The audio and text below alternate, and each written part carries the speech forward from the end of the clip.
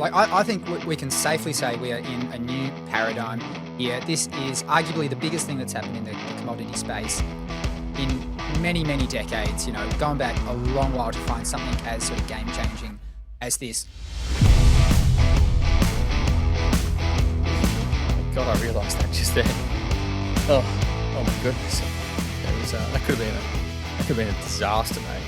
Money miners, we forgot to press record the first time, but we are giving it another go, mate. What are we talking about today? Mate, Diggers and Dealers is in full swing, which we have been watching, kind of, and we're going to pull out the highlights from the many, many presentations that are out there, just so you don't have to watch 20 hours of stuff. It's good having the stream sort of come through, being able to see the ones, what's interesting, what's not and stuff. I don't think that's new. I just think what's new is that we're not hungover.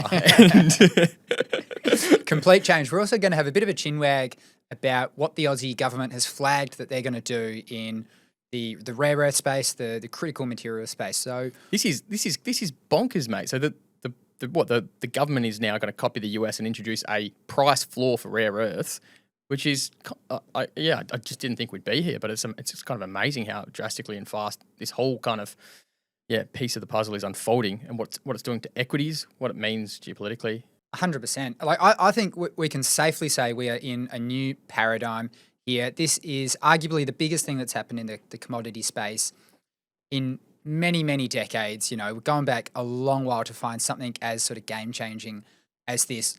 Not just the price floor, like companies getting equity stakes taken in them from a government in the US. You know, this isn't China or a similar type country that we're talking about. So what has happened lately is that the Aussie government has flagged that they are strongly considering, and they might come out with something very sort of similar in scope to what the US has done with regard to putting a price floor specifically for rare earth projects. So they have given a few words, and we spoke about this at the AFR's Critical Minerals, or the Mining Summit, I think it was called.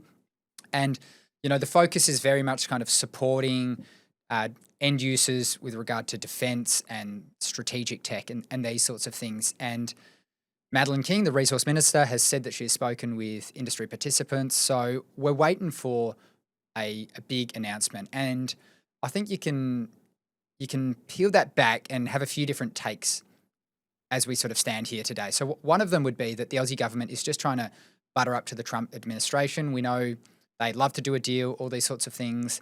Maybe there's a bit of behind the scenes aligning of interests with various governments around the world. We know the US and the EU just came out with a deal after Liberation Day a few months back and all these sorts of things. But it's kind of bonkers. And as you mentioned, it's being reflected in the prices of Linus, of Aluka, of all these players. Like the guys in Brazil, they're all up 3-4 fold. It's nuts. Yeah, I own shares in a specky one of them, and like 6 months ago, it was the worst stock in my portfolio, down like 67%. And now it's the best stock in my portfolio, which is crazy. It's probably an indication I should sell, mate. Because probably is. Yeah. It's bonkers. And it doesn't just stop there with regards to the government getting involved in critical minerals, because we also saw overnight that the SA and the Tasmanian government is going to come in and they're going to award up to $130 million to Nearstar's smelters at Port Perry and Hobart. So they are owned by Trafigura, and Trafford obviously threatened that they're just going to walk away because these are massively loss-making. So it's a short-term Band-Aid type fix. So there's a lot of jobs at stake here, hence the importance of it. But it's interesting to dig in and see some of the comments from the Premier of South Australia. So made the case that this is an investment in the future of the plants and not a bailout, as well as sort of saying a few months back that he'd argue that these uncompetitive assets that Nearstar own shouldn't be in fully private hands. So again, kind of paradigm changing type stuff. Like we've come from a world many, many decades ago where the government owned a whole bunch of assets in a whole bunch of different sectors. And the world has been on, since the 70s and 80s, the trend to sell these out, privatise these assets. And now it looks like we're in the brink of going in the opposite direction. Mate, it's heads I win, tails you lose with private ownership of substantial infrastructure assets these days. I think that's personally kind of unhealthy for a number of reasons. One, not least of which is it creates moral hazard, and you've got to have symmetry of risks. You take equity risks, even if the market fundamentally changes. I'm a big believer private capital should wear the pain of that, and I don't think it's and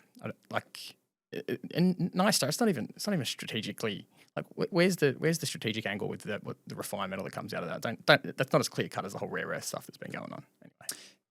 Yeah, I mean, it's a tough one because so much of our manufacturing has left the country, and we don't have the ambition to pull all of that back in country. Like the US is very clear about wanting to have manufacturing and a whole bunch of different things. We'll see if that actually comes to fruition. But as it sort of stands, what are we going to do with a whole bunch of these things? Yeah, there are some industries, some businesses around the country that need the products from some of these things, but I think we need to take it in the context of like why they are uncompetitive. And there's two big reasons that come to mind, right? So you've got the huge capacity build out of smelting and refining around the world, a lot of that obviously in China, but that has led to TCRCs just falling through the floor. Zinc TCRCs sort of halved from like 160 down to $80. Copper's gone negative. We've spoken about that a bunch. And then you've got the Australian energy setting, and these are not high margin businesses, and particularly in the likes of like aluminium and that sort of supply chain, but it goes across the whole spectrum. You need to have competitive energy settings, and without that, you don't really have any hope. So I think as a country, we need to ask ourselves: do we want to have this capacity? Do we want to be capable of producing these metals in country? And if we do, the next sort of thinking is: do we want them to be government funded? Do we want them to be fully privately owned?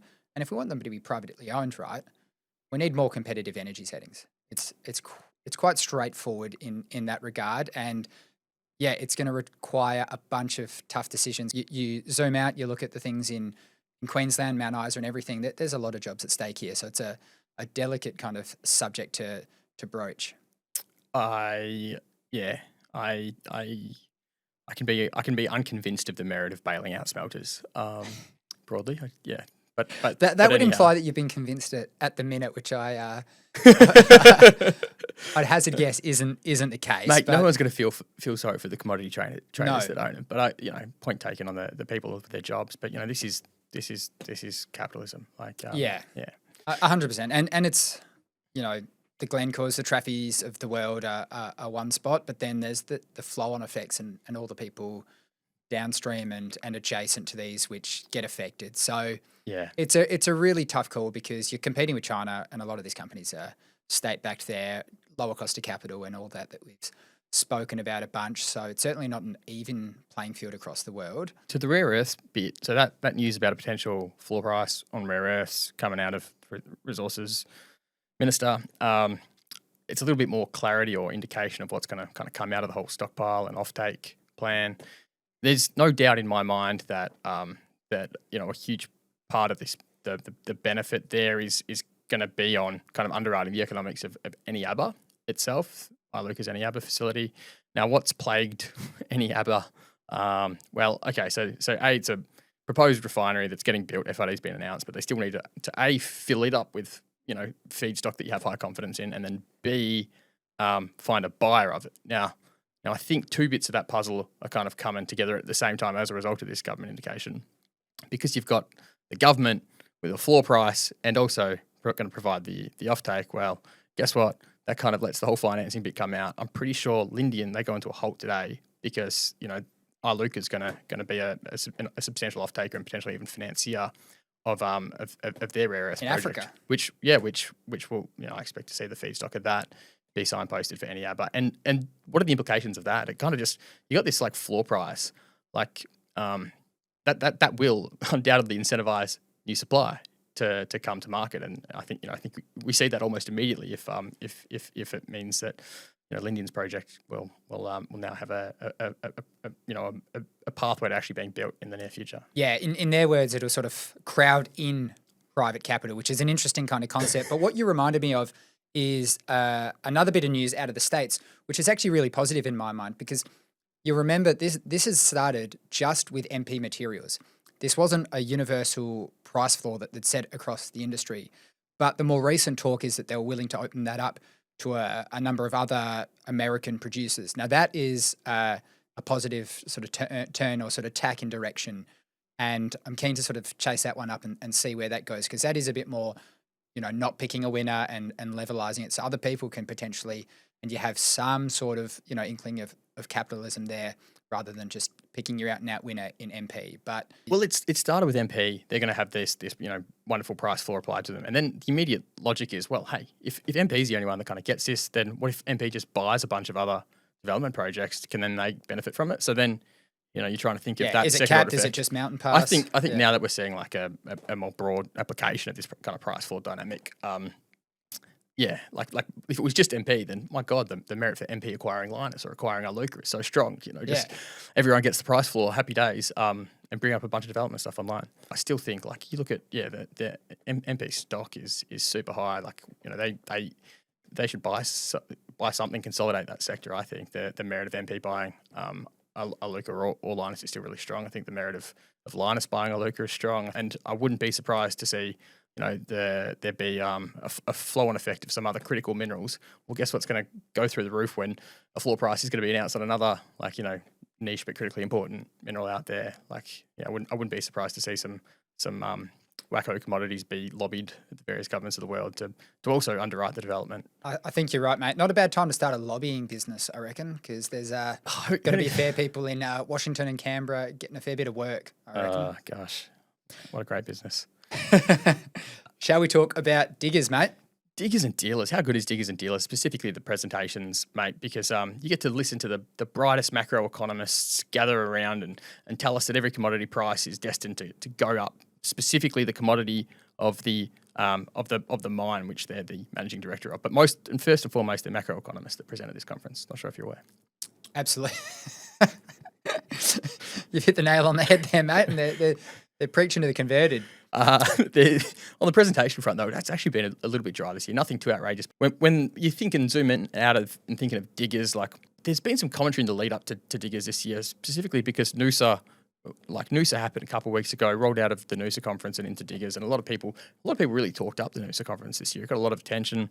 A lot of the commentary out of Noosa was that it was great because you had a more concise and condensed and concentrated crowd. You had more investors and companies sort of only. Like, it didn't have that trade show feel. It felt very kind of capital markets relevant. So with that bit of feedback, mate, Diggers has taken that on board, and they actually made a rule about who's actually allowed in the tent, right? What's the new rule, mate? So you're allowed to have investors and companies, obviously, and they were pretty strict on which service providers they actually let in the tent.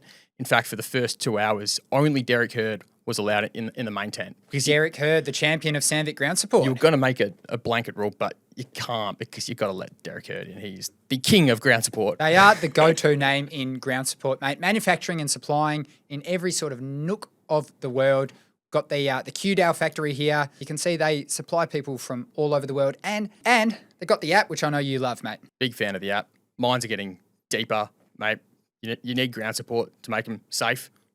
Sandvik ground support solves all of those problems. And they've got some exciting updates coming soon, mate. Watch this space. I'm keeping my eyes peeled.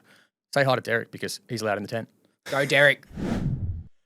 Where should we start with diggers, mate? There's a plethora of announcements and presentations to sort of talk through. Obviously, a lot of discoveries being made the past couple of days. Isn't there? As well. But Pantoro, you want to start there? I do, yeah. I think we've each gone about this by plucking out a few snippets here and there, and hopefully it leads to some interesting discussion. This is Paul Smerlik of Pantoro wrapping up his preso. So we started out very, very small. We had a $15 million market cap when we bought Halls Creek. We had a broken plant and we're developing an underground mine in oxide material, starting with about 20 of us. We got to 2016. This is why I really wanted to show it. I'm always asked to bring this bull back out. This was our opening presentation at Diggers and Dealers in 2016. The bull keeps finding more gold and it's getting better and better. So, I didn't show that to you before. To the audio listeners, there's an animation of a bull, kind of like the logo of Pantoro. Just you've got to watch that one. You got to watch it. Pooping out some gold. That's brilliant. Yeah, fantastic. Right on, Smells. But mate, Pantoro is actually pretty interesting now, and kudos to them. They added $43 million of cash and gold to the balance sheet last quarter. They really knocked it out of the park, and like that quarter saw Norseman cranked at 25 25.4 thousand ounces produced. So, like, you know, the guidance had in people's head for a long time had been this, it's going to get to 100 to 110,000 ounces. And when you look at that quarter, you're like, okay, they got there. They're the only gold mine on the ASX right now with an all-time high share price. Everyone else is sort of peeled off as all sorts of macro things have happened. But Pantoro, you know, having the benefit of a re-rate on the back of a really strong operational quarter and an expectation that there's going to be more, you know, more guidance met and operational delivery there. Yeah, I'm with you there. It's really good to see them start to chuck cash into the bank. Yeah, totally. And I mean, they are going to spend a lot in the way of capital on both exploration and development this year. But like I do think that's for the betterment of the project. Now that they've got like Scotia at nameplate providing feed at the same time, you've got, you know, OK Underground delivering kind of outperforming actually in terms of what it's providing the mill, and then that's allowing the foundations to do the work on you know, the Bullen decline at the same time as exploration. Yeah, actually, a sort of positive feeling around the company, mate. Next up, Len Aldridge of Vault, formerly Silver Lake, but I've got to play this one from Lenny. By the way, this is just 18 seconds into the prezzo from Vault. As a business, we are driven by free cash flow generation, not aspirational production targets. Do you remember 2 years ago, Rails Digger's prezzo, and he's...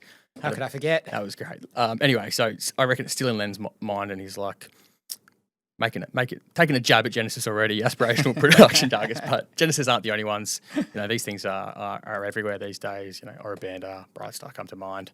But no, Vault, mate, they're bucking the trend. None of Free that. cash flow. Free cash flow. Don't mind that. Always alert to opportunistic situations. As I stated on this stage last year, the life, the opportunities, and the cash flow generation potential of the portfolio means we have no existential requirement to pursue M&A. What do you make of that? Is that what you say right before you do a big deal? Maybe. I reckon. I mean, he started by saying we're always aware of the opportunistic situations, but don't need to do it. I think they've probably fielded a bunch of questions in recent history about what's their interest in Bellevue. They're going to do a deal in Bellevue, yada yada. All of the rumours around Bellevue, and also the rumours before that, of course, of a potential deal with Genesis. Now, yeah. So let's wait and see. But that was the party line. The whole thing about Bellevue, that's kind of the one of the talking points I think that'll come out of Diggers is just a whole bunch of speculation about, you know, where's Bellevue at, what's going to happen to that. I think there'll be no shortage. Mate, on to the next one. Simon Lawson and Zeppi for Ramelius on the stage together. There was a few snippets from this one and a few sort of comments that I thought were pretty punchy. So first and foremost, you've got the two of them together, and there was no shortages of remarks about how the dynamic has changed since last year when they were sort of going head to head. But some of the comments from Zeppi, from cash flow is going to be mega to, it's fair to say 3 grams milling grade at this gold price, we are killing it. You know, they're really feeling themselves, you know, and you can see that in the cash flow that the company's kind of made. But mate, you were a Spartan shareholder, so does that mean you're now a Ramelius shareholder? As of last week, I am a Ramelius shareholder now, mate. And I think, you know, having said that, looking at the comments Zeppi made about Q is really, really interesting. People had kind of forgotten about it, I think, in the excitement of what they'd done with the Spartan deal that sort of dominated the last sort of 6 months. And I think Penny had always sort of taken the cake in terms of grade. But to see Q just dominated is kind of interesting. We are killing it. So for anyone who has any queries about our ability to bring projects, including Dalgaranga, into production quickly and make a return, I have this little case study, 2 slides on the Q project. We acquired Q in October 2023, which was at the time essentially a series of drill pads.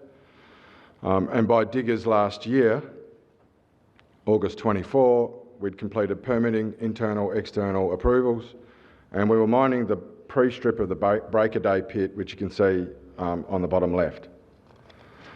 If we move forward 12 months, remembering that we mined first ore in October, we've mined almost 100,000 ounces at 10 grams per tonne at an all-in sustaining cost below $800 an ounce and generated almost 288 million in free cash flow. It's remarkable. That's paid itself off already. Yeah, quite impressive indeed, mate. Like that's remarkable. I mean, the fact that they acquired that like October 23. I remember talking about the deal. I remember, you know. Anyway, it's just remarkable how quick all that happened. So kudos to them. that is backward looking, however, JD. And I think like the thing you've always got to contextualise with Ramelius is what's forward looking. And you know, when Q, like if Q's already outperforming Penny, well, it kind of tells you where Penny's at. So how much, you know, Q itself doesn't. It was a pretty, you know, definite deposit in mine life there. So they're going to have a period of a couple of years or 18 months of relatively, you know, lesser cash flow than has been expected historically. That's been the knock. You know, Edna May is no longer producing. It's just sort of sitting there now, and we know Penny has a very short mine life on these sorts of things, and obviously they think Dalgaranga can fill the gap there. We'll sort of see in due course what sort of numbers that adds to the production profile, specifically from that sort of 28 to 2032 type time frame when your all-in sustaining cost went to over 3,000, almost doubled, and the production really dropped off. So they'll be looking for that to fill that gap, and we'll sort of wait and see by the end of the year what the numbers look like around that.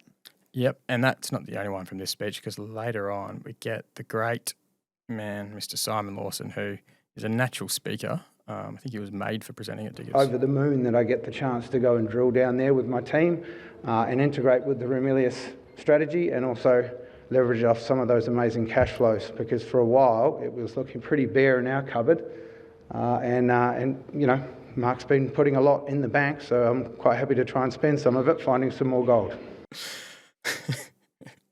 Banger. I like it. It fundamentally does speak to I suppose like an amalgamation of two different cultures in Ramelius and Spartan, and you're seeing that pro forma now try and find the middle ground on higher exploration spend than, you know, has historically happened from Ramelius, who have focused on free cash flow generation and really cutting costs from every part of the business where necessary to maximise free cash flow. So yeah, like and they're navigating that. They've got a big exploration budget for next financial year, which is supported by the Spartan kind of perspective on things, and yeah, it'll be kind of interesting to see if they have the exploration success to and stick with that strategy. Absolutely, mate. Keen to see where that one goes. Next up, Emerald, Morgan Hart presenting at the end of Monday, and there was a couple of snippets here that I think are worth playing, mate. Start with this bit here. To be paying them something like $25 to $35 million a year of taxes and royalties. We paid them $52 million this year in taxes and royalties. It's the second biggest taxpayer in Cambodia. By the time we build our second project, we'll be well and truly the number one taxpayer in Cambodia. Isn't that remarkable? Number one taxpayer in Cambodia. That really is. Yeah. I had no idea about that. Yeah, but it's always striking when you hear about these somewhat like, you know, obscure gold companies that are operating obviously in a developing country. The proportion of GDP that they contribute to where they're operating, and that flows through to tax revenues and everything like that. I found that a pretty interesting thing. Yeah, super impressive. I thought the presentation from Morgan was impressive all round, and they're a team with a great track record.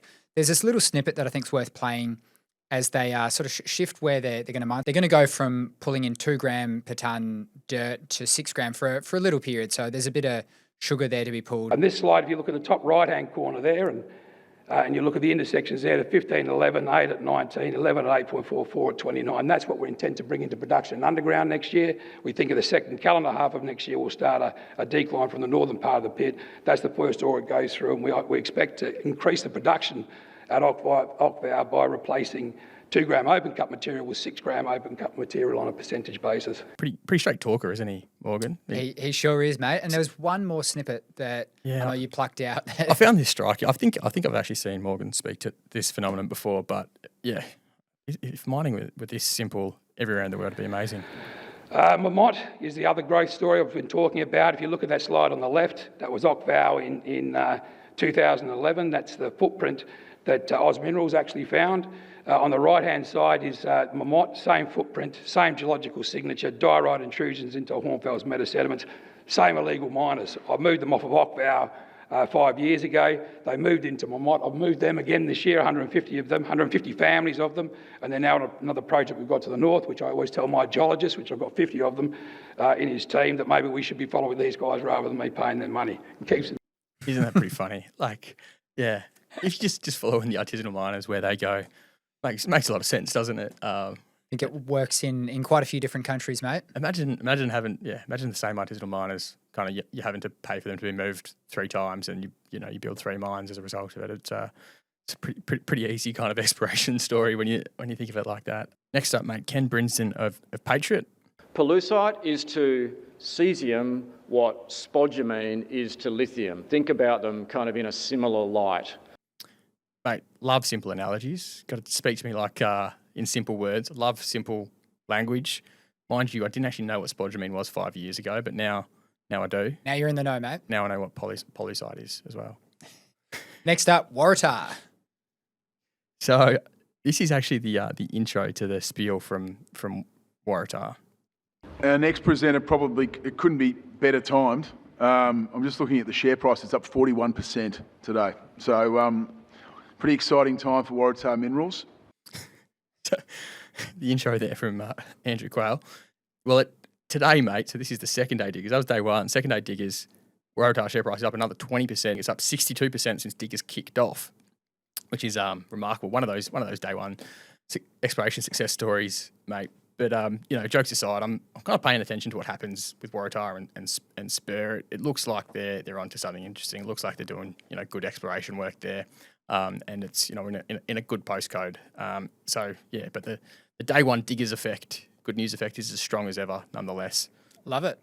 And Sam Smith of Santana. Have you ever heard him speak before? I have not, mate. Well, you're in for a treat here, JD, because he did a pretty uncommon thing in the world of mining presentations. At the end of his speech, instead of wrapping up with the investment highlights, he shared an anecdote. This project, in years to come, will be the pride of Cromwell and will reignite the Central Otago Goldfields story. And I know this is going to be true because we've had over 1,000 job applications in the last 6 months. And I met one of those applicants in a pub in Cromwell last time I was there. It was a truck driver driving from Wanaka 2.5 hours to a neighbouring project. She had to buy a caravan. She couldn't afford a room to rent. 2.5 hour drive to get to work. And when I told her that I worked for Santana, she got all excited and said, "Sam, if you can get that project up and running, I can be at home every night and back to my kids sleeping in my own bed." And that's why we're building this project, obviously for our shareholders, but those people in Cromwell, every family in Cromwell, Wanaka and Alexandra will either have somebody or know somebody that works at this project in years to come. For a moment there, I forgot I was watching a Diggers presentation. I thought it was a TED talk. So, well done for doing things a bit differently, Sam. I don't mind a little bit of that. Not even behind the stand, just roaming around. Yeah, like even the delivery was TED talk-esque, wasn't it? There was no lectern involved. It was getting emotional. There you go. Okay, now to the funny stuff. I don't know if you've heard Alex Rivera's natural voice, but it doesn't sound like this. A number of M&A transactions has positioned us with substantial mineral resources. We have just under 4 million ounces of resources pro forma across the Eastern Goldfields and the Murchison districts of WA. We do have a strategic focus now to pivot from what was a very corporate heavy journey for the last 2 years. Go have some water, Alex. Maybe a lozenge as well. I thought it'd be interesting if we talked about what we actually found kind of interesting from all of the prezos that we did watch. Like any companies that we thought, we should start thinking about in a new way or a new light, or maybe get an inflection point, or we think there's some interesting part of it. Maybe the story's complicated. Yeah, I think there's a few that make the cut. I know Medallion is top of the list here for you. Why don't we start there? Yeah, well, I thought I watched Paul Bennett's talk on Medallion. I thought it was pretty interesting. Like we're obviously in a gold bull market. Medallion's an advanced developer in that next wave of developers that could make their way to be a producer in the near term. Day one diggers effect again with Medallion, but this was deal related. It wasn't a new deal, but the deal that they struck with IGO about a year ago to get hold of Forrestania, that's now binding. They're getting the whole Forrestania nickel operation, so that's the concentrator plus the whole what they call the FNO tenure. Why is that important? Well, the Cosmic Boy concentrator comes with a flotation plant already, and that means Medallion can prioritise its sulphide ores at Ravenswood, which they've done plenty of work to understand. It's got really good grade, and the gravy though with the deal is just the FNO tenure piece of that equation. That includes 33 registered gold prospects plus 3 historical oxide resources, which I did not know until listening to Paul Bennett's prezzo. Yeah, and my curiosity is just to learn more about what those historical resources are, because if they can also support a mine plan, that kind of makes the whole story super interesting. It's a bit of a sleeper. It's only $150 million market cap, but it could experience the near term re-rate effect that we've seen at the likes of Mika go through themselves. Yeah, I'm with you there. Bit of a re-rate already from the very low base they came from, but that is true. Yeah, I'm totally with you on the trajectory there. I think the next company, Rox, actually falls into a similar type category. So 200 mil market cap, but 50 in cash. I think they're doing a lot of good things there as well, and there's good energy and sort of speed about how they're operating at the moment. Unfortunately from them, the thing I'm going to call out isn't necessarily related to the operations and what's happening there at you and me. But I thought there was an interesting comment from the boss, Phil Whiting, here that it's worth playing out loud. From the coverage we have from Canaccord, Euros and Petra, we're about half our target share prices on our base case. And if you go to our long case, which is what they're expecting to see out of our study, we're looking for another 3-4 times growth if those projections come true.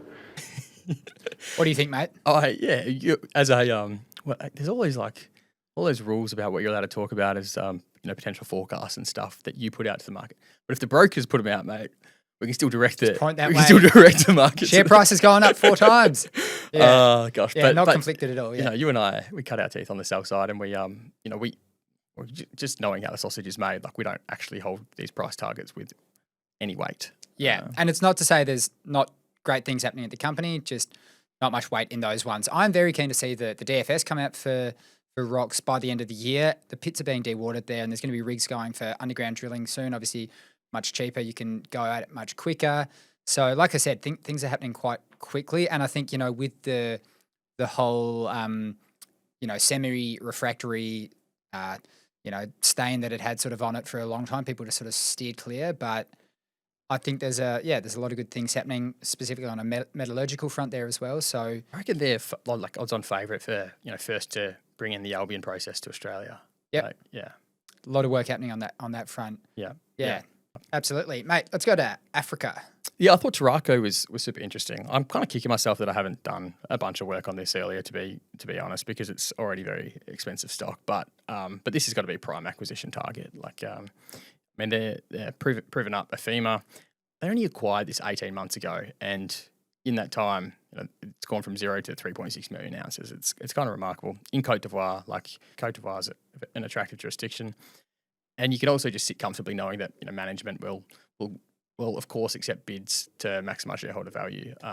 They've sold companies before to prospective acquirers in that region. It's part of the world where you do get bids. So yeah, I just think that's been a remarkable value creation story in a very short period of time, and just disappointing myself for never really doing the work. It's been a big winner. Next up, I want to talk about Jupiter. So, ding, ding, ding on your part, I believe. I still own shares. Yep. So Jupiter's interesting, and I think by and large people don't care about mining at all. Mining in general.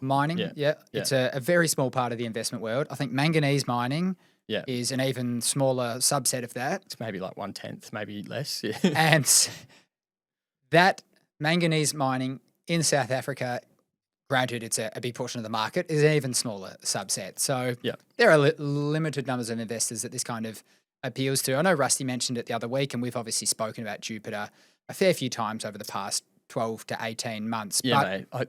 I bought those shares in expectation of the great manganese, supply squeeze, which unfortunately did not eventuate. I learned a lot about manganese though in the process of that, especially learned how responsive supply can be. It did well for a while, so don't completely knock it. But I think this is a really interesting place for consolidation, because where they are in the sort of Kalahari Belt in the kind of northwest-ish of South Africa, there's a large portion of the world's manganese comes out there. And this slide, this sort of picture they show here and this sort of snippet from the presentation captures it really, really well. In that photo, you have 5 of the top 10 producing assets in the world today, and all of the top remaining mine lives of already producing assets today in that photo. Obviously, when you have that situation, there is an opportunity to combine ownership and drive consolidation value. Everyone who's familiar with this situation can see that. It's been challenging for various reasons, but that is part of Jupiter's strategy, we think there's material value available from executing on that strategy. What do you think, mate? I think it's like the rationale is sound. All the dominoes kind of have to come together, and unfortunately, it's like the smallest piece of that whole puzzle. You're often at the mercy of other people's timelines and things blowing out and everything like that. I know that the recent transaction with Exxaro not only becoming Jupiter's largest shareholder, but also buying the JV partner at Shippy, it reignites speculation and about what could happen there. And in the case of Exxaro, like they've been talking about buying a manganese asset for a long time, and they made their move on the JV partner. There's I think what the MD there is alluding to is the potential for Jupiter being next, which I think there's good merit to that. It's just trying to predict the timing of that is an uncertain thing. But as a shareholder, like I don't mind waiting that out because they pay a healthy dividend along the way. Yeah, I think you've sort of knuckled down the investment case right there. Whenever you see sort of pit walls like we saw there, that sort of stand between two open pits, you think, God, that's stupid, and there's some synergies there just to knock that down. But yeah, interesting, later in the presentation, they spoke about perhaps being a vehicle with Exxaro to go and gobble up other things as well. So let's see what kind of happens there. I think being sort of paid to wait, like you touched on there, isn't the worst thing in the world. I thought it'd be useful to wrap it up with just was one of the key themes that I observed, kind of playing a bunch of these presentations at 2x speed. I just thought one inescapable theme was mill expansions. I don't know if you picked up on this, but my God, is there a massive theme of mill expansions at the moment right now? Like, be it Orabanda, like in Luke Cray's speech, he's talking about the fact that they're actually milling constrained right now. They're doing a study to expand their mill to 3 million tonnes per annum. I even remember, like, earlier in the year, there were rumours that Orabanda might even consider a second mill in a different part of their tenement package. But there was this quote from Luke Cray, and he effectively said, you can increase your throughput without actually adding operating costs. You're kind of just adding mining costs and haulage costs because you're benefiting from economies of scale. I think that theme is so pronounced at the moment, especially with these elevated gold prices at a time where construction costs have somewhat moderated from an inflation perspective. Just look at the GR Engineering share price, mate. You've taken the words out of my script. Now, Orabanda, they're not the only ones. Look at Volt, right? So they were an early mover on the whole mill expansion theme, and yeah, I mean, like King of the Hills, it's already expanding on its way to 7.5 million tonnes per annum, which is an enormous size plant. You could put Evolution in the same category as being a bit of an early mover. I mean, Mungari's expansion has actually already happened, and that having an expanded profile allows them to bring online an ore body which is, I think, it's got a haul like 25 kilometres to get to the mill itself, and kind of have low enough costs to warrant the whole thing. But in this gold price environment, happy days. Then throw like Westgold's expanding, Higginsville, Capricorn's expanding, Karlawinda. Also Capricorn acquired Waratah, and there's some commentary in the market about a potential Duketon-like scenario where you have kind of two mills in that area. So that means that another mill's got to be refurbed or built around that area to warrant that. Genesis, like, look at what they're doing at both Leonora and Laverton. In fact, the front page of the Genesis deck at Diggers and Dealers is long ore. That is like how they're framing the presentation. Jumped out at you, right? It does. And the flip side of long ore is, well, your short milling capacity. Always got to be cynical, man. Well, I'm just, if you're long ore, yeah. Anyway, it's why they're a growth story as well, because they're long ore. They're going to expand capacity, and they're going to expand capacity at both Leonora and Laverton, right? So right now they have 4.4 million tonnes per annum in milling capacity. 1.4 of that is Gwalia, and 3 million tonnes per annum is at Laverton, thanks to the restart of the Dacian operation there. Now, when Tower Hill comes into the mix, and they've kept the guided timelines for Tower Hill, they say that that's kind of all those work streams going to plan. That I think you're going to expand your mill to warrant the extra feed that you're able to feed it now. So I'm believing the people in the market that are saying that could in two stages get up to 3.5 million tonnes per annum, and that's a pretty substantial increase in that mill. If they obviously don't do a deal with Volt in the interim. Genesis, they're also embarking on an expansion of the Laverton mill as well, and that the ability to do that kind of comes out of the fact that they've now acquired Focus. So a bunch of work has to go into the Focus assets, but there's a lot more feed that can actually warrant lower processing costs and better economies of scale as a result of the consolidation of the Laverton land package there. And the whole. So I think that mill in Laverton could go from 3 to 3.5, maybe even 4 in time. Like let's see what happens. The rationale all an economies of scale game, right? Totally, Pull those costs down. And I feel like that the rationale to do it is so clearly articulated in this chart which I love inside the one of the Vault presentations, and they basically just chart up the processing costs of all of the different gold WA gold operations, and on the x-axis you've got the throughput rate, and obviously it trends down and to the right. So the larger your mill, the lower your processing costs because of economies of scale. In addition to everything I've talked about, like there's other new builds on the radar, like we talked about or refurbs. We talked about Medallion earlier. Like think of Capricorn, Mount Gibson, in addition to the other stuff Capricorn are doing. Emerald with Bullseye eventually. The Grey eventually. Like Northern Star's KCGM expansion has got one more year left, and that'll start commissioning on its way to 27 million tonnes per annum.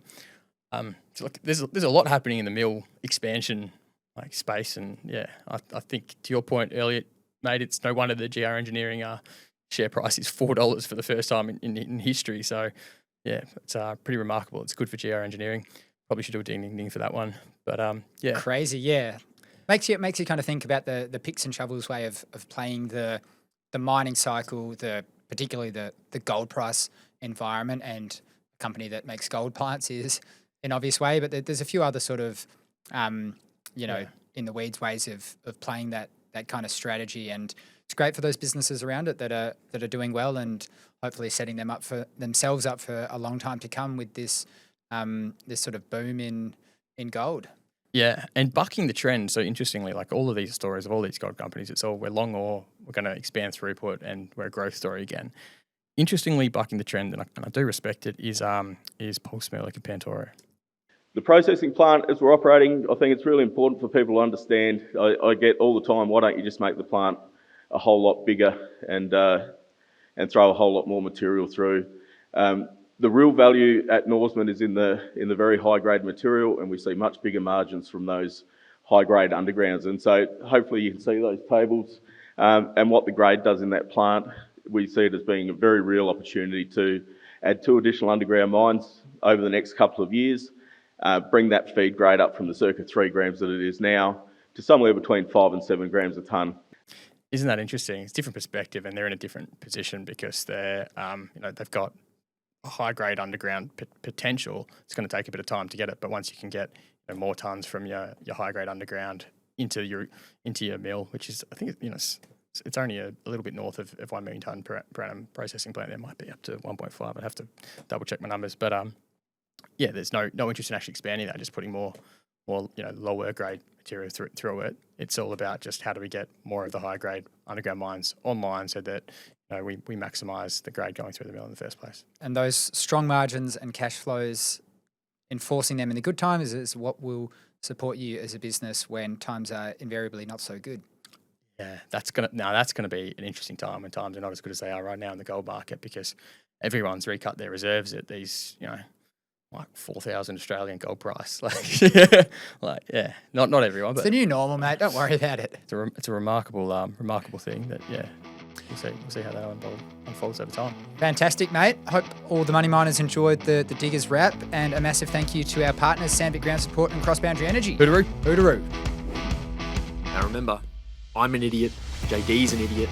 If you thought any of this was anything other than entertainment, you're an idiot, and you need to read out a disclaimer.